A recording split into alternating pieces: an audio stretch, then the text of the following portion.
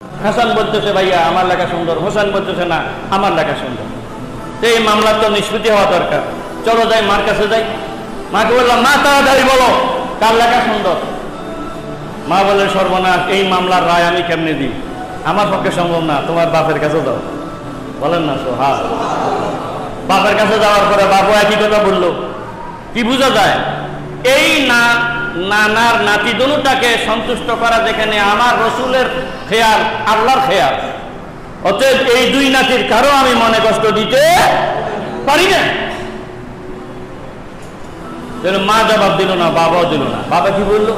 বাবা বললো এই মামলার রায় আমি দিতে পারবো না, তোমার নানার কাছে যাও। বলেন সোহাগ। ভাইয়ের আমার একটু বোঝার দরকার। মা ফয়সালা দিলেন না, বাবা ফয়সালা দিলেন না। আল্লাহর আখেরি পয়গম্বর চিন্তা করলেন আমি কিভাবে ফয়সালা দেই। আমার আল্লাহ তো আমার নামাজের সিজদারত অবস্থায় এই নাতির মনে কষ্ট না দেওয়ার জন্য আমাকে সিজদার থেকে মাথা তুলতে নিষেধ করেছে। সুবহানাল্লাহ। যেই নাতিকে সিজদার মধ্যে মাথা না তুলে আমি সন্তুষ্টির জন্য সময় কাটাইলাম, ওই মুহাব্বতের নাতিকে মনে কষ্ট দিতে পারি না। কার লেখা সুন্দর বলবো, কার লেখা কম বলবো, বেশি বলবো, একজনের খুশির জন্য আরেকজনকে নারাজ করা যায় না। এটা জটিল মশলা। লেখা কিন্তু দুটোটা সমান হইতে পারে না, বেশ কম আছে। কিন্তু যার লেখা আমি সুন্দর বলবো সে কি হবে? খুশি হবে।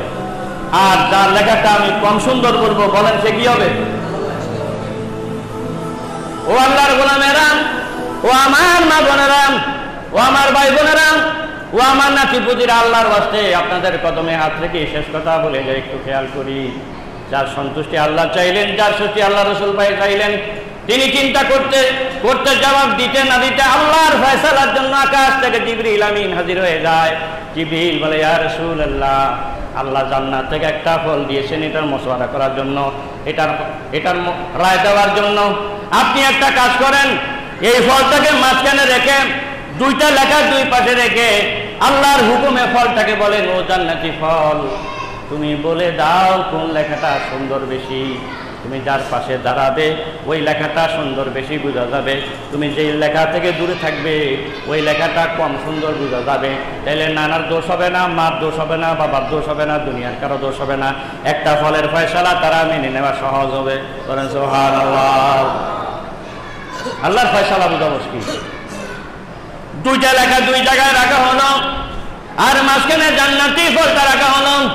ও আল্লাহর বান্দা বান্দিরা খেয়াল করেন, এই ফলটা নড়াচড়া করে কিন্তু হিসাব করে এমন ভাবে বসে যায়, এদিকে টানলে যেই পরিমাণ দূরত্ব ওই দিকে টানলে ওই একই পরিমাণ দূরত্ব। চিৎকার করে বলেন না সুবহানাল্লাহ।